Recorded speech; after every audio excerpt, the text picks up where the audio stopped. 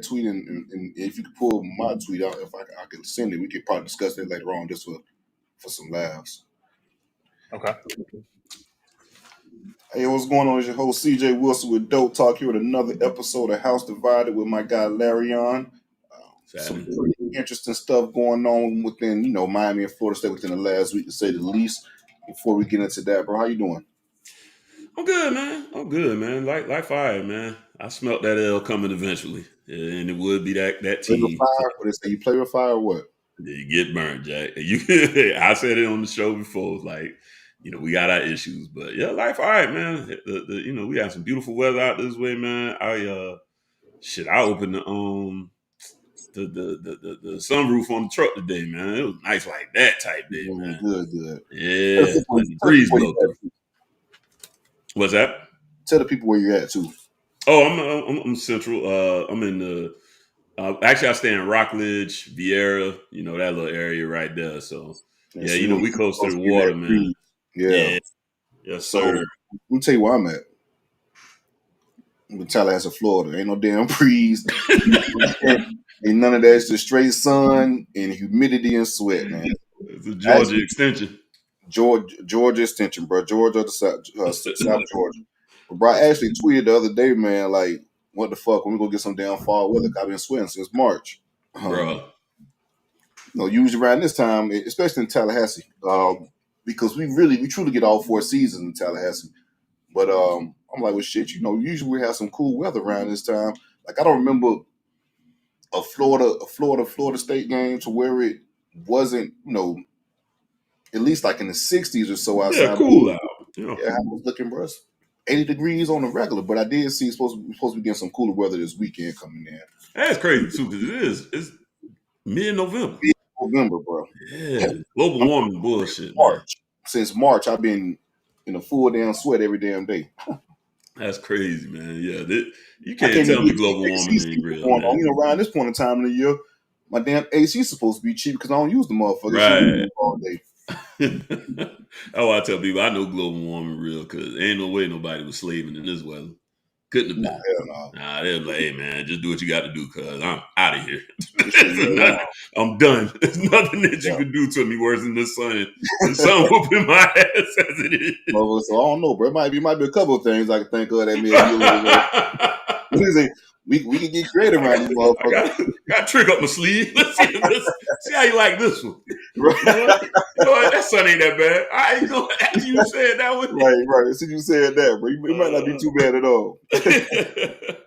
All right, but let's jump into it. Let's go. Get it going as far as the week, man. I'll be brief for mine. You go ahead and take over as far as the recap of my game, because I got more bigger fish to fry. I guess more important news along the lines in regards to coaching changes. But just to talk about Notre Dame itself, FSU went to South Bend and got destroyed 52-3.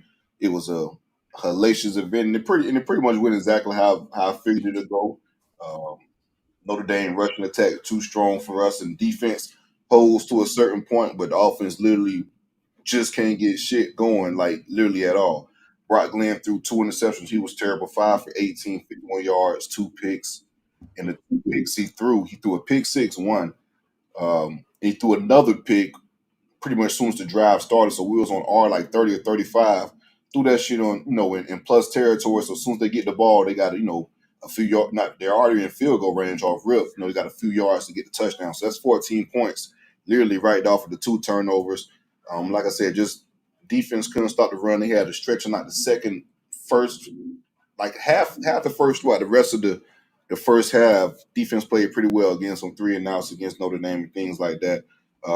It was a drive prior to, like, these motherfuckers converted it was like 4th and 12 or 4th and 20 or some shit. Harlan, if you watched specifically, do you remember that play prior to the half where we had Notre Dame like a 4th and 12 or 4th and 20?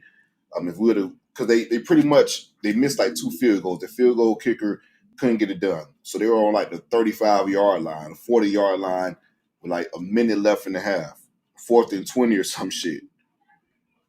These motherfuckers converted the 4th and 20, bro, and they were scoring the damn touchdown before the half. So it was a point in time where I couldn't believe that shit, because I wasn't watching initially. I was going to a party, my sister-in-law's party or whatnot, and was end up watching the seeing the ESPN update. Like, all right, cool, 4th and 20. All right, no pressure, this, that, and the third. Like, right, he might actually get the ball back and can score 3 points before the half. You know, we got a field goal kicker. Maybe we could shake some shit. Real quick, CJ, didn't we call a timeout? Like they were gonna kick a field goal, and then we called a timeout, and then they went for it. That's right. I didn't see that. So that's right. That's right. So this like, you know what? On second thought, yeah, we might as well go for this shit. So they were going to actually kick a field goal, and like I said, I wasn't watching the game, so I didn't get the full story of it. I saw the timeline talking about it. They're about to kick a field goal. Norvell calls the timeout for whatever fucking reason. I have no idea why. Like, the ball's on the 35-yard line. That's like a 50-plus yard field goal in some bad conditions in South Bend. If your special teams and field goal block unit is pretty damn good, you may be able to, you know, I'm taking my chances with that. I'm not sure why the fuck you call a damn timeout and have them second guess whatever, and then you get a 4th and 20 or whatever the 4th and long, and they end up converting that for a touchdown. So that just pretty much summarizes the season in a nutshell. Bad offensive line play, terrible pass blocking. They had 8 sacks on the damn day. Defense couldn't stop the run, like I stated. Our leading receiver was LaWayne McCoy, the true freshman. He had a whopping 2 catches for 22 yards. Amazing shit, right? Hey, I was like, well, good for LaWayne, man. You know, we used to joke about who was going to end up with LaWayne in the class. And, you know, because my sources was telling me LaWayne was coming back. But then, it just didn't end up happening. So, yeah. But I saw him in another game, man. He looked like he got some potential there. He could potential to be a player. I think he scored a 2-point conversion against Miami, if I'm not mistaken, on the end around. That was pretty creative. So yeah, I think LaWayne is going to be a player. But like I said, you got to we'll get to that in a second in my portion of the show as far as the coaching. But you got to get a guy to come in and coach these guys up. Hakeem Williams, LaWayne McCoy. We're talking about high profile guys and shit. I think Keem, he played sparingly last year. I think he regressed from last year to this year, which is ridiculous. But we'll get to that as far as, you know, the coaching changes in a second. But just speaking about that game in general, I finally got what I wanted out of Lawrence toward Philly. I said he should get 15 plus touch. I mean, what, the 10th game in the fucking season, and it finally happens. But he should get 15 touches minimum per game. He had 18 total touches, like 97 yards. But other than that, it was just pretty much typical FSU. The same FSU team you saw throughout the season was the same FSU team you saw against Notre Dame, like literally. Yeah. We got embarrassed. That shit. We get embarrassed like that on the national stage against a national brand. That shit.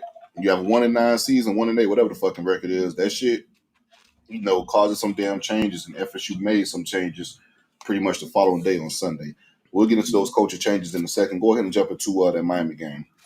Yeah, you know, it finally happened, man. The defense finally gave it away. And, you know, I heard, you know, some talking heads or whatever go out there and say, oh, this is on the offense because we have been, you know, the number one offense all year. And I'm like, well, that's something you could say, I guess, maybe if you don't understand, like, you know, I tell people all the time, the beauty of right. And the beauty of football is it is the ultimate team sport. And everybody's got to carry their load in order for this thing to really go how it's supposed to go. And so, sure, if you just look at the score, you may go, "Oh yeah, the offense just didn't get nothing done." That's very deceptive. The reason the offense didn't get the damn nothing done was because defense couldn't get Georgia Tech's offense off the field to save their life. That game plan was fucking perfect, and exactly how I say you should beat us all year. He said 200. They had 271 rushing yards. A quarterback who couldn't throw.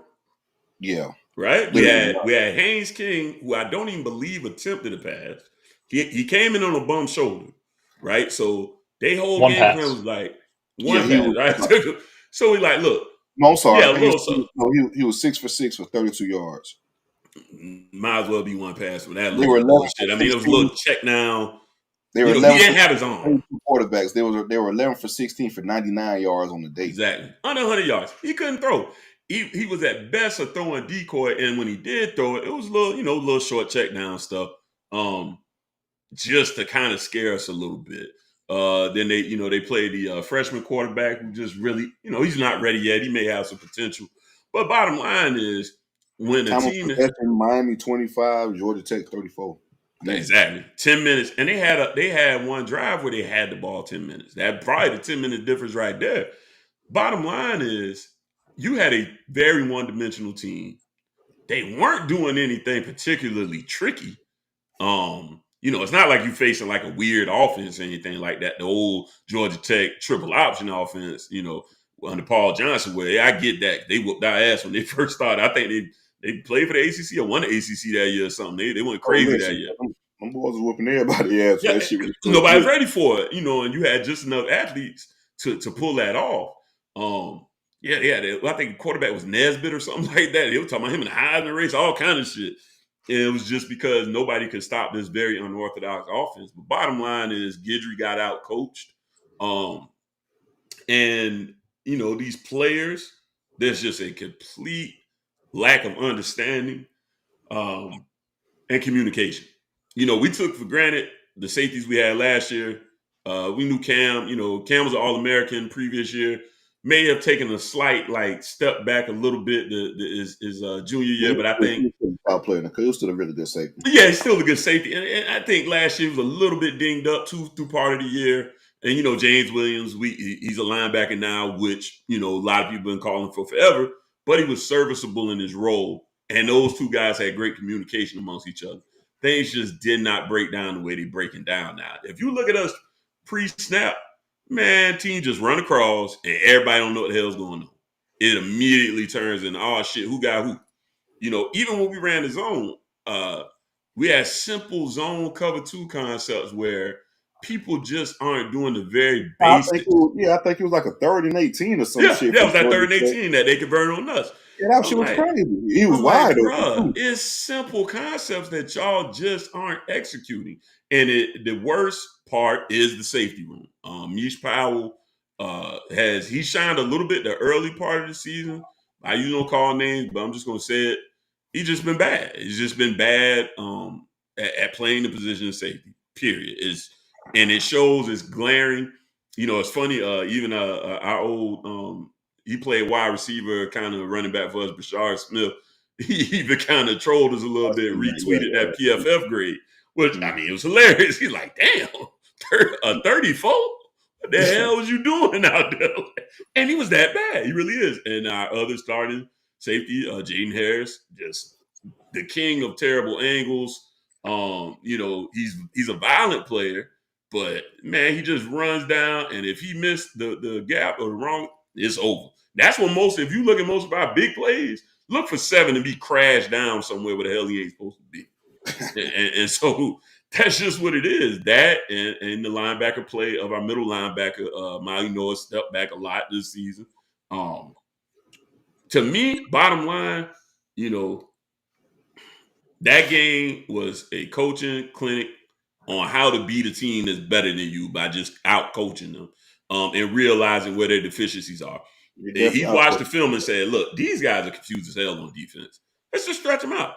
Let's just run them sideline to sideline, confuse them as to who's supposed to be covering what, and we'll just run it down their face." And that's exactly what happened. This one you can't put on Mario, right? It's not like a game management type situation where even where people might have criticized him on that timeout towards the very end. Even though it was irrelevant in the grand scheme because y'all fumbled the ball, but that shit was stupid because you got the 2-minute timeout, right? But I'm gonna tell you, all your damn bases as far as a fake or put your fake, cover all that stuff. This was the problem, though. It wasn't that. And this is the thing that slipped through the cracks on a lot of people, and it's still no excuse. But I can't necessarily put it on him. I really got to go to my special teams coordinator on this. We had 12 men on the field. There was a guy that's normally on that field, but we were going to safe. So whoever, there was one extra person who should have been held. Oh, so that because we were going to punt return safe. It was like 4th and 3 as well, too, right? That might have been. I think that was a long one, actually. Oh no, we'll let that slide then. If that's the case. Yeah, and so it was like, well, we was going to get the penalty. No, I think you're right. Yeah, you're right. It was 4th and 3 because people was contemplating them actually going for it. So, okay, if that's the case, I understand taking that time because out the there penalty is automatically going to get them a first down. That's a ball game. So we got to stop it, right? Yeah, we got to stop it. And I mean, I'm glad I he get had that. the eye to catch it to say, "Oh shit, man, we got too many guys on the field." My special teams coordinator can't have that these type of mistakes.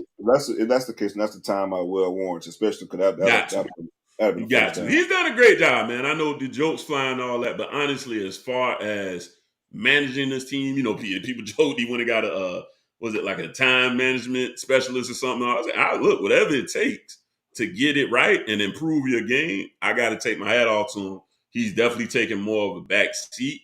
And that's just the voice I'm hearing coming out of the program in general, as far as like really taking that executive role of do your job. I'm gonna give you your tools, do your job, and kind of get a little more hands off and let these guys handle handle their business. I'm gonna criticize the offense a little bit and we'll move on.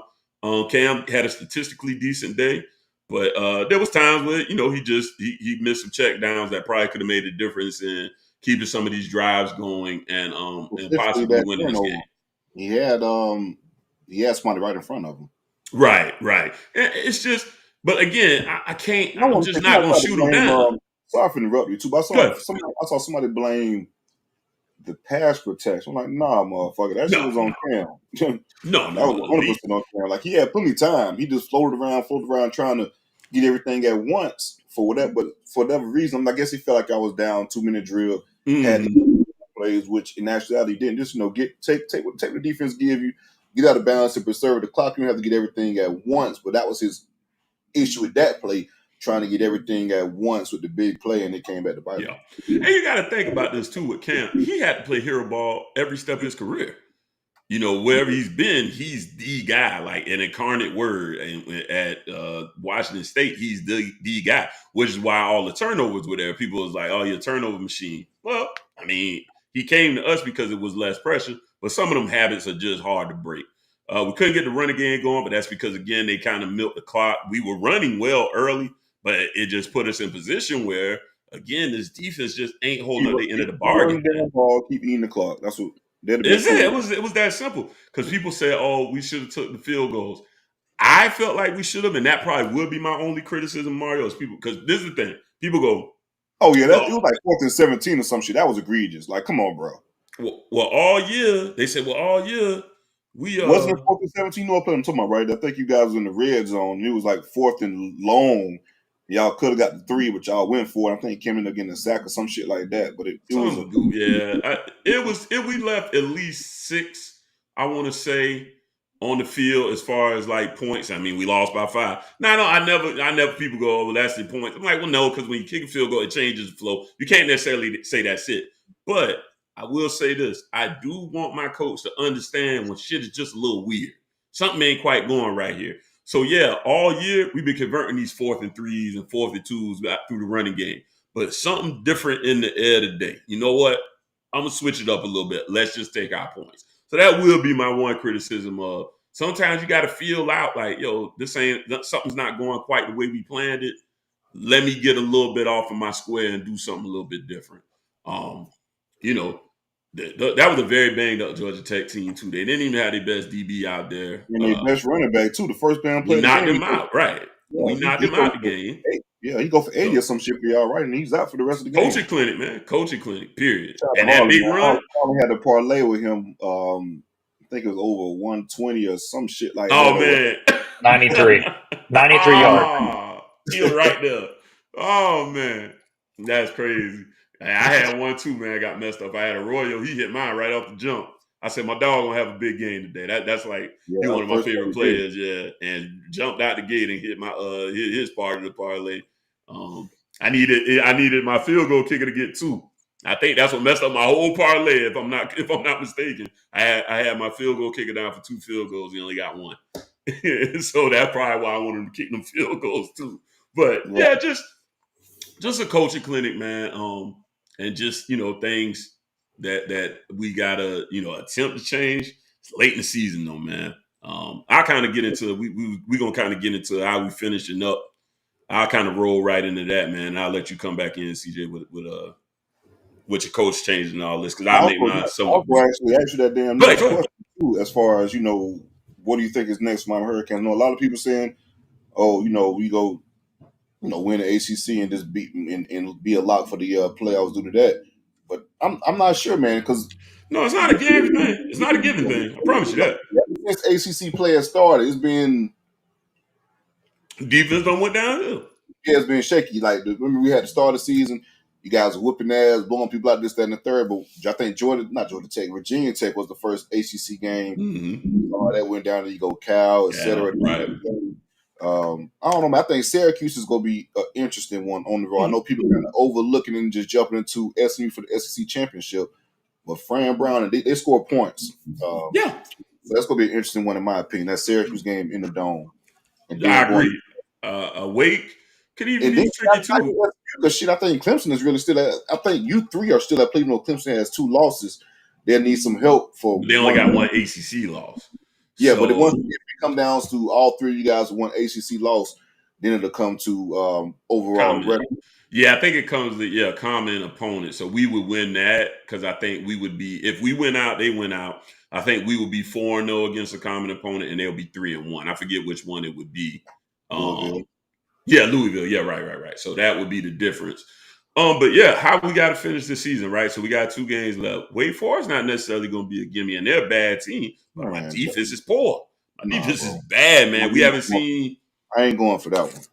We haven't seen. I mean, I'm not going to excuse it if it happened, but I'm just going to tell you. I told you on this show, I'm going to keep it 1,000. I'm not going to sit here and just say it's a gimme because Georgia Tech. Where's that? Is home on the road? I think we at home, and then we finish on the road against Syracuse, if I'm not mistaken. But we didn't play Wake Forest, and I think somebody told me we didn't play them boys in like a decade. So we ain't seen none of that slow mess shit, man. They motherfuckers can't. That's what I'm saying, bro. That fucking coach being bullshit, bro. Fuck that shit, man. Wake Forest was trash. Missing Wake Forest. Them been good for a minute too, bro. Remember they had all them. Yeah, they did have like a little. They did. Motherfucker, we was catching hell from Wake Forest for a minute. What's his name? Sam Hartman. They had Hartman. Receivers. Yeah, that slow match. Them shits was hell. Wake Forest. Right, and we ain't facing them forever. So, and they've been doing it for a while because I think their coach been there like 8-9 years. Hell of a coach. So we host them, and then again, like you said, we got to go out to the Dome, the Carrier Dome, and finish up. I mean, you got an unorthodox offense with the mesh stuff. Communication's poor. Should it be an easy W? Yes. Do I anticipate winning that game? Absolutely. But I can't give you no guarantee. And so, from what I've seen, because the problems are finally no longer being able to be hidden. The offense can continue to move the ball. I mean, we moved it well on a statistical level. We moved the ball well in that game. We just didn't get all the points we normally get. But that's why I think when it comes to the playoffs, because the teams you guys have been playing are mediocre compared to what you guys would see in the playoffs. That's why I just don't trust that defense enough in the playoffs. Yeah, and I'm a defense guy. So I'll tell you right now, you ain't gonna win you're not winning no titles without defense. It just don't happen, right? Can we get the ACC? Yeah.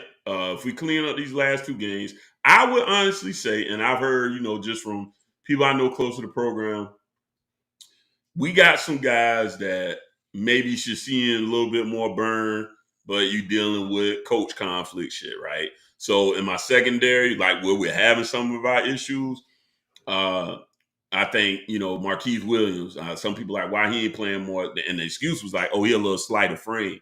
But to my understanding, Marquise just better at being back there and understanding things. He's a ball hog, too. That's one reason we got him there. That was one of the whole reasons we brought him in. Yeah, he's had trouble putting on weight, but, there's a coaching conflict clash type deal there. Same thing for the young man from this area. He played at Ugali, Robert Stafford, the one we a 4-star corner we picked up. Because I said, well, did we just misevaluate? Nah, we ain't misevaluate. Him and coach just, they ain't seeing eye to eye. So we getting beat up in the secondary. We don't have a lot of options.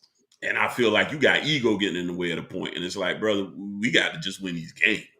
So the best you can really hope for to see this defense improve to me would be actual personnel changes. Because I can't just throw the coach all the way out there because he give them some chances to win.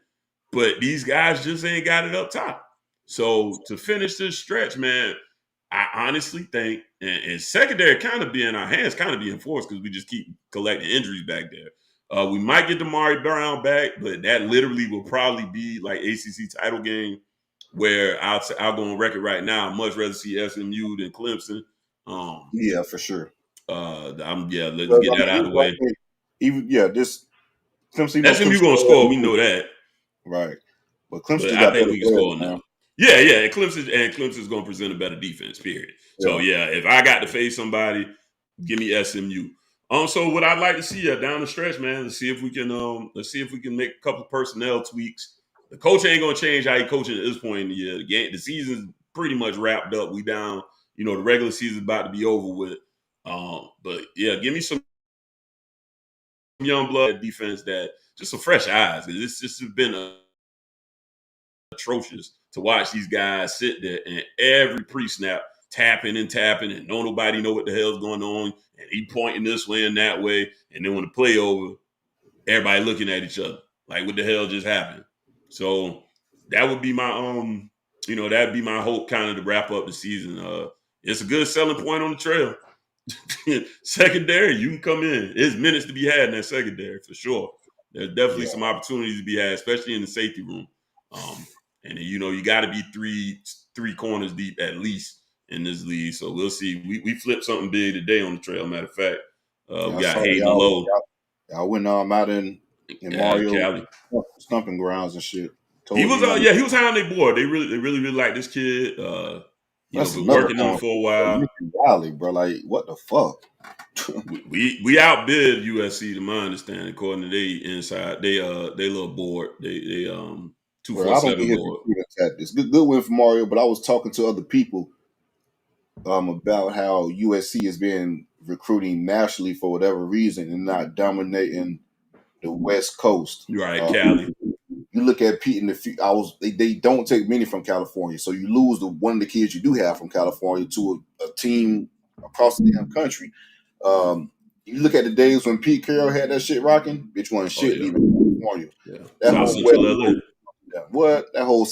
whole West Coast. If Pete wanted that shit, it was a wrap. And then Pete will pluck a few national kids, this, that, and third. But the West Coast, you can get the baby. Like, So they say that's what it was. Pete was the first one to just go in the hood.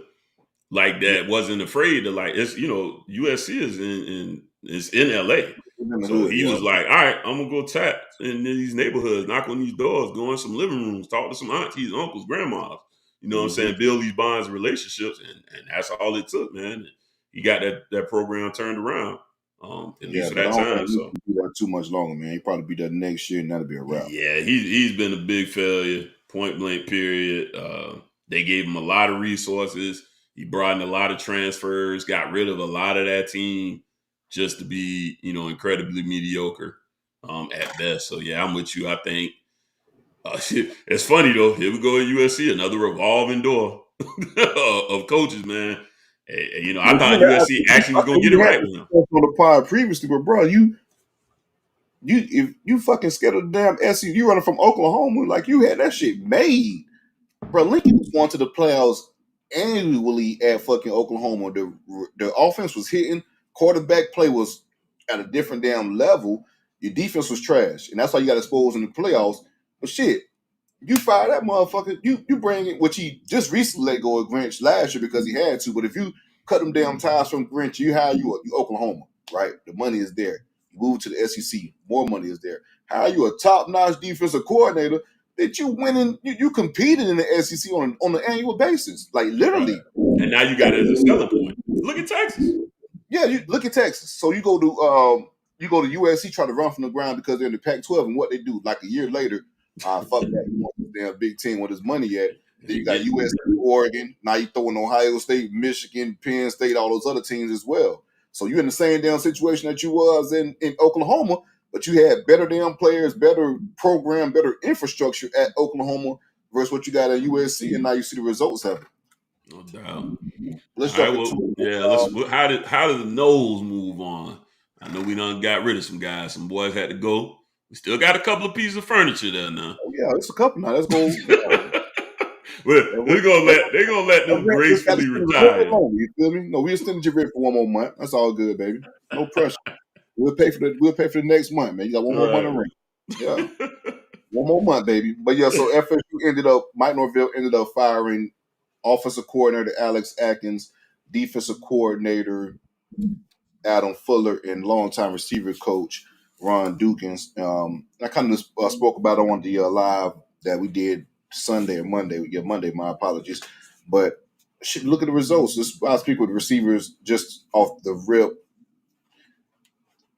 Since Dugas has really came over from previously he was brought on by Woodley Tackle. Since he came over in like 2019, the results really haven't been great. But I know there's a lot of talk in 2022, and you remember during our roll up days we was having this conversation as well that he was possibly going to get fired at that point in time, but Mike Norvell elected to end up keeping Dugas after that, and he did improve. End up getting Johnny Wilson out of the portal, Keon Coleman, Micah Pittman, a couple other guys along the way. The receiver recruitment ended up getting, like I said, Wayne McCoy, Elijah Moore, Hakeem Williams, 5-star receiver. Right. So he brought in a little bit of talent within that time frame. But I think Mike should have went ahead and made that move then and got a jump on and ended up replacing him. It just has been a good result. This has been, in my opinion, probably not my opinion, I'm pretty sure it's probably facts, but since I've been a fan of FSU football, the worst receiver core I've ever seen. Like, by far, the guys, they can't get open, they can't win one-on-one battles. And whenever they do create a little separation, it's not a guarantee they're going to catch the ball. Very inconsistent with hands, a lot of drops. It's just a bad output by the receiver room. We have super seniors that haven't really gotten better within the program. Deuce Spann, one of the most probably physically gifted receivers you could have as far as size, speed, 4-2 guy, all that in one, hasn't panned out at Florida State. Nothing is being put together. Who was the Circus? Who was the who? The Circus. That was their nickname. The Circus? I thought y'all had nicknames. Remember I told y'all don't give these boys them damn nicknames. Abusement Park, wasn't it? Who? Was it Abusement Park? Yeah, man. Who was that? Who was that player? Jordan Young, man. He been gone from the program. Yep. Yeah, I tell you, them damn nicknames. I earned that nickname, baby. Well, we're abusing shit, bro. Shit, no. Abusing his privileges to be on the team. Right. That's what, abusing his damn eligibility. That's what he was abusing. Shit. My bad. Go ahead. Abusing part. That's a throwback. But yeah, just going back to the receivers, like I said, even last year, speaking of this year, Keytron Portier, another super senior who really hasn't gotten better. Darren Williamson hasn't really gotten better. Ja'Kai Douglas, I like Ja'Kai. Ja'Kai's a pretty good receiver, in my opinion. I think Ja'Kai probably have a shot at the next level, to be completely honest with you. With a better situation, better supporting cast, I think Ja'Kai could have done some damage this year. But just overall, the receiver room hasn't been good. And, a lot of people going back to the Keon Coleman and Johnny Wilson days, people were wanting more out of those guys. Keon Coleman not happy with the coaching by Ron Dukins and let some recruits know of this, that, and the third. So it was more than time. So just to kind of jump on some guys that, in my opinion, who I would take chances on, who I feel like would be a very good fit for FSU within that receiver room, just a couple names, in my opinion. Ty Underwood. He would be one of my guys I would go after. Ty Underwood, he is currently an assistant receiver coach with the New England Patriots. He's a young, up-and-coming guy. He was a receiver coach at Pittsburgh. Receiver coach at Pittsburgh, he developed Jordan Addison at Pittsburgh. He was the best receiver there. Played at Rutgers, coached at Rutgers as well. Really young guy. If you guys remember the Hakeem Williams recruitment, I think he was like Florida State, Miami, Texas A&M, Georgia, and Pittsburgh was in his top 5. Yep. People kept asking. Yeah, remember we had a discussion back then. I remember that. Yep. A lot of people was asking the question, why the hell is Pittsburgh within the top 5? And Tyquan Underwood was recruiting him. He's a hell of a recruiter. He can bring in guys. He's relatable to these guys as far as being on the trail. That's one of the main selling points. I think he can coach and develop too. We saw Pittsburgh at one point in time, they were having receiver production left and right, during that time. And it's crazy because he replaced another guy who I feel like would be a good candidate, and that's Brennan Marion. So I think Brennan Marion can possibly be a receiver coach, quarterback coach, whatever it may be, along with the offensive coordinator title. He was coached under Mike Norvell at Tulsa, had pretty big numbers, so he has a relationship with Mike, respects Mike a lot in regards to some recent podcasts he did. I think he was the GA at Arizona State when Mike Norvell was the offensive coordinator there as well. has the go-go offense out there at UNLV, scoring a lot of points. He was the receiver coach at Pittsburgh, like I stated before. He was also the receiver coach at Texas prior to going ahead and getting the offensive coordinator position. So really good receiver coach, innovative guy. I think he recruited as well. If you guys see him on the sideline, watch a little bit of UNLV games. He has the go-go chain on and shit like that. So when it comes to, that type of flash of recruitment, it attracts the players. So I think he'd be a hell of a recruiter on the trail as well. So that's another guy that I would look at for the offensive coordinator position as a receiver coach. If we don't say for instance, bring in both, then I can see a situation where you can probably coach quarterbacks or something like that, and we may move uh, Tony Tokarts, the current quarterback coach, may get fired and move into another position. But those are some of the guys I like at receiver. Speaking of offensive coordinator, Coach Alex Atkins was fired as well. Offensive line just regressed, man. That shit was bad. I don't think I've ever seen an offensive line this damn bad as well either. You got 6-year seniors at center, no communication on the offensive line, bad snaps. You got cats that just haven't developed on the Atkins, man. Not being an Atkins fan, and like he's been said, I think he's a solid recruiter. Not great. I think he could have been. He had FSU in some high-end battles for a lot of five-star stars, just couldn't really close on him, so that'll separate him from being great. I think his biggest issue on the trail was his body types. He failed to bring in like that prototype type of body type at certain positions. Lucas Simmons is the only one, but we never got that Amarius Mills type of kid who was after a few years ago, that 6'7", 320 type of guy.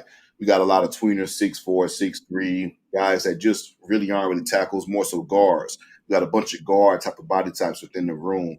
And we're in year 5, and not one of his players one of his recruits, rather, are starting on the offensive line. Yeah, that's tough. Year 5, nobody you coach and develop is starting on the offensive line. You're starting a bunch of transfers. I guess you could say Darius Washington, but Darius Washington was a tag recruit. Mo Smith was a tag recruit as well. The only recruit I guess you could point to that you possibly play, if you want to talk about like a crown jewel, so to speak, would be Rob Scott. Rob Scott was recruited by Mike Norvell and Alex Atkins. He was the offensive line, one of the offensive line commits within that transition class, ended up flipping from Ole Miss. He actually snatched him from Lane Kiffin, if I'm not mistaken. Rob Scott, but I mean, shit. What are we really selling? Rob Scott, I guess the highlight was a 2022 season. He was second team All ACC. And the past 2 years after that, it's been nothing but injury-riddled seasons. Haven't been able to be on the field. When he is playing on the field, he's pretty much getting beat up for the most part, losing reps and things like that. Had to play pretty much as a true freshman due to the 2020 season and the atrocious offensive line that Willie Taggart left over, for those guys to work with. So Rob Scott pretty much had to play from the jump, and I think that was a detriment to him as far as body development, this, that, and the third. But again, you're talking about within 5 years, show me who's your guy, and Rob Scott is your champion, and that's the issue. But I guess you could say Darius Washington too, even though you coached him as a freshman on up. That's a good development, but you didn't recruit him. But just if Rob Scott is your champion, that's the issue. It ain't enough. Bottom line, whatever y'all got going, it ain't enough. One or two guys. That's crazy. Right. This offensive line was supposed to be one of the strengths of the team coming in, right? I think we're top 3 in the country as far as returning starts. A lot of veteran guys have played a lot of snaps. So this was going to be one of the strengths of the team. And a lot of people say, we're going to run the football behind this offensive line and, have DJU not play hero ball and just be, a game manager, so to speak. That clearly wasn't the case. So you really, just be real with you, Alex Atkins had to go. So from an offensive line standpoint, who I feel like they should target, it should be one fucking phone call and one phone call only, in my opinion. And you should pay the money, lock it up, make it a wrap. And that's Mike Bloomgreen, the former Rice head coach. He was Rice's head coach for the past 7 years. He was O-line coach at Stanford for 6 years, pretty much during their glory years when they were running football, having those Heisman caliber quarterbacks. So he had a lot of offensive linemen drafted under him at the University of Stanford. From Tallahassee, he's a local kid, FSU grad as well. That should be your first call. And you kind of knock out 2 birds with one stone because he was a head coach for 7 years at the G5 level at Rice, and you got an experienced offensive line coach. So that's the guy who I would call off rip. So just going back to offensive coordinators as well, since I spoke about Brennan Marion. There's been timeline talks about this, and I want to play the game and indulge with it. Dan Mullen would be. Hevesy probably still out there now. You said who? Hevesy. No. He work at Lowe's. Yeah, he can stay at Lowe's. Remember they try that LinkedIn shit or whatever, man. That boy's a greeter at Lowe's or some shit. Man, cut it out. I thought that was an absolute joke, man. I said, ain't no way in hell this man went from O-line coach at Florida to working at Lowe's. Not wrong supporting your family working at Lowe's. That type of deal. Hey, sports family, how you got sports family. But that goes to show you how egregious a hire this got to be. Like, your next move was Lowe's. That's insane. Anyway, go ahead. FCS shit. Yeah, somebody. Man went to Lowe's. Damn, that's crazy. Go ahead, my bad. I know we tight. Go ahead. But no, that is true though. But yeah, Mike Bloomgreen would be my guy. But speaking of offensive coordinators, man, I will shit. Dan Mullen will be an intriguing name to me, man, because those offenses will be elite. People talk about recruiting all they want to, but Dan Mullen produced that fucking Florida. Offenses are good. Produced that Mississippi State. Produced that Florida before. Once he left for Florida, before that offense sputtered and it wasn't the same offense. Now, of course, Percy Harvin wasn't there as well. But if you still have all that fucking talent with Dan Mullen calling the plays, it doesn't take a drop off after that. So elite play caller, questions about his recruitment. So if you hire a guy like Dan Mullen, then you got to hire elite guys on the trail to kind of supplement everything else. To let Dan just do his damn thing and him and Mike bounce ideas off each other and, put up some big numbers. I spoke on this on the previous show. I made a mistake. I said I brought up Steve Spurrier Jr. in Tulane. My mistake. It wasn't Tulane. I'm sorry. It wasn't Toledo. Was it Tulsa? My apologies. Tulsa. I said Steve Spurrier Jr. at Tulsa. I was mistaken. It was more so got teams mixed up. Joe Craddock, the Tulane offensive coordinator, is the guy that I would possibly take a look at as well. Quarterback coach at Tulane, offensive coordinator there. They are. It's his first year at Tulane. They're fourth in the country in scoring offense, 39.8 points a game. Last year, he was the offensive coordinator at Troy. He was there for a long time. They averaged 30 points a game, over 400 yards of offense. Has a freshman quarterback as well, too, that's putting up really big numbers at Tulane. So bring that motherfucker over, too, man. Come play at Florida State. So that's the guy that I would take a look at, too, as well. Joe Craddock would be an interesting name. But in my opinion, it should be probably just from relationship ties and just a make sense standpoint. Brennan Marion will be a guy that you would see, but Dan Mullen would be a pipe dream for me. All right, let's move on to Adam Fuller, defensive coordinator. And I know a lot of people talking about, defense wasn't a problem. Yeah, it wasn't a problem, but it wasn't a solution either. Defense is ranked, I think, like 99th in the country. Now, granted, I 100% agree that offense plays a part into it, but it's been too many instances. Like our third down defense is atrocious. When I say it's atrocious, that shit is bad, like very bad. Bad third down defense, don't really get the job done, can't get off the field. And it's just been, aside from 2000, some of 22 and some of 23, even with 23 sometimes you left a lot to be desired. But, it just has been great defensive play overall from Adam Fuller. He's just an average defensive coordinator, if we're being completely honest, with average results. Florida State isn't a program that really have average results on defense when it's thriving. You have elite defenses, aggressive defensive lines, elite secondary, that type of deal. That's what made Florida State. From the Bobby days, even Jimbo days, within a certain extent, you're going to get that. So, from a replacement to Adam Fuller, a couple names I'm going to throw out there. My top pick, and we brought it up last week on the show, and Harlan opened my eyes to that shit, and like, bitch, I'm all on board now. You pay Will Muschamp $3 million a year, whatever you fucking hire your entire fucking staff.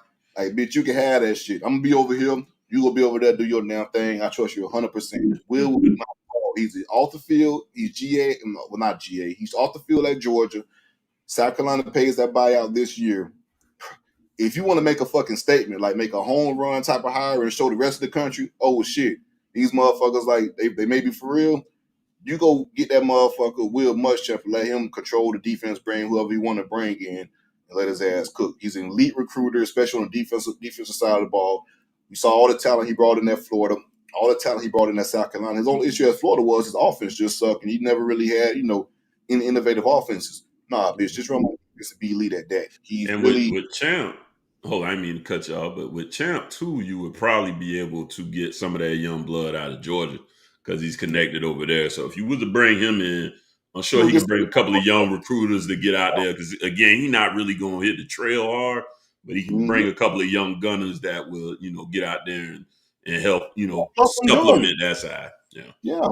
Take some guys from Georgia, all field guys, just that and third, all of that, like guys that are tied to him that'll be They integral just within pay the them more, you know what I'm saying, elevate their role to some extent, and then you could be looking at It'd a be a home run. promotion. It'd be a promotion for them. Right. Georgia is deep as far as I'm pretty sure that staff is deep with guys that's going to be future stars in the future that you can pluck from and kind of develop and cultivate. So that would be one of my calls, my top call. Another one, Jim Lionheart. He is in the NFL now. He coaches with the Denver Broncos. If you guys remember, Jim Lionheart was the longtime defensive coordinator at Wisconsin, had really elite defenses.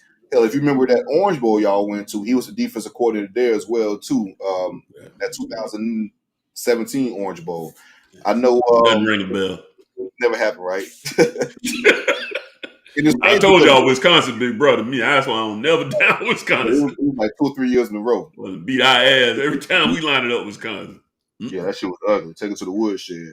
Man. But yeah, so Jim is an elite defensive guy. He's a secondary guy. Played ball for the Baltimore Ravens, a few other teams.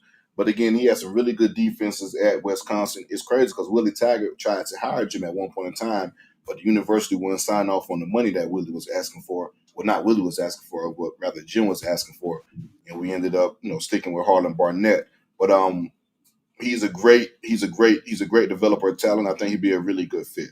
And last but not least, Derek Nicholson. We gotta bring him home. Gotta go snatch D Nick.